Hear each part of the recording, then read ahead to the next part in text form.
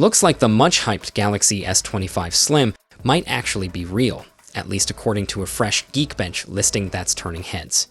For those of you who've been eagerly awaiting this phone, this could be your first look at how it's shaping up in terms of performance. But fair warning, the results are kind of a mixed bag.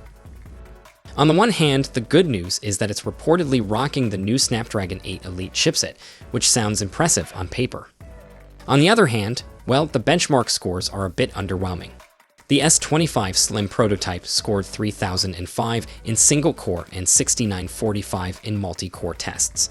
For context, that's actually lower than what the Galaxy S24 Ultra, powered by the Snapdragon 8 Gen 3, gets. Not exactly the jump we were hoping for, right?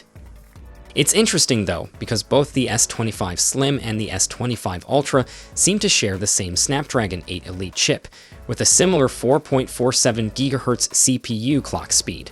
But honestly, this could just be an early prototype, so take those scores with a pinch of salt. Unfinished software and experimental hardware can definitely mess with benchmark results. In the end, the S25 Slim's pricing might play a bigger role in deciding whether it wins hearts over the Ultra model.